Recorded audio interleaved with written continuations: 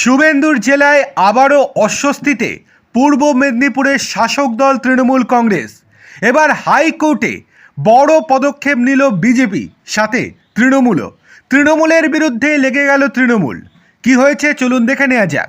তার আগে আপনাদের কাছে অনুরোধ, ভিডিওটি ভালো লেগে থাকলে লাইক, কমেন্ট, শেয়ার এবং সাবস্ক্রাইব করতে একদম ভুলবেন না। চলে আসি বিস্তারিত খবরে। তমলুক পৌরসভার চেয়ারম্যান নিয়োগ পদ্ধতি নিয়ে প্রশ্ন তুলল কলকাতা হাইকোর্ট। বিজেপি কাউন্সিলরদের দায়ের করা মামলার ভিত্তিতে এই পর্যবেক্ষণ আদালতের। তাম্রলিপ্ত পৌরসভার চেয়ারম্যান নিয়োগ নিয়ে প্রশ্ন তুলে দিয়েছিল গেরুয়া শিবিরও। পাশাপাশি বহিষ্কৃত তৃণমূল কাউন্সিলর পার্থসারথী মাইতিও এই অভিযোগ তুলে মামলা করে আদালতে। তার ভিত্তিতে তমলুক পুরসভার বর্তমান চেয়ারম্যান নিয়োগ পদ্ধতি নিয়ে প্রশ্ন তুলেছে কলকাতা হাইকোর্ট। বর্তমান ভারপ্রাপ্ত চেয়ারম্যান চঞ্চল কুমার খাড়ার নিয়োগ নিয়ে আপত্তি।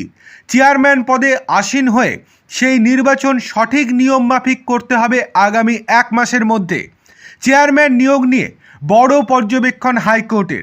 এমনই নির্দেশ বিচারপতি রাজা বসু চৌধুরীর। জোড়া মামলায় পর্যবেক্ষণ করতে গিয়ে আদালতে এই দিন এমনই নির্দেশ দেন বিচারপতি।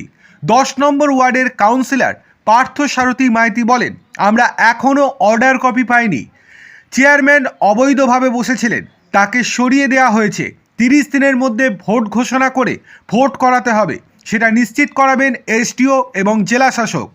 যেভাবে মিটিং ডাকতে হয়, যা করতে হয়, কাউন্সিলর কিচ্ছু করেননি। ভারপ্রাপ্ত চেয়ারম্যান তাম্রলিপ্ত পৌরসভার চঞ্চল খাড়া বলেন, আদালতের নির্দেশ মেনে নিতে হবে। শুনেছি 1 মাসের মধ্যে নির্বাচন করার জন্য রায় দিয়েছে। দল যেভাবে নির্দেশ দেবে সেইভাবে কাজ করব। দলের নির্দেশ অনুযায়ী চেয়ারে বসেছি, দলের নির্দেশ অনুযায়ী যা বলবে তাই করব। আদালতের নির্দেশ মাথা পেতে নেব।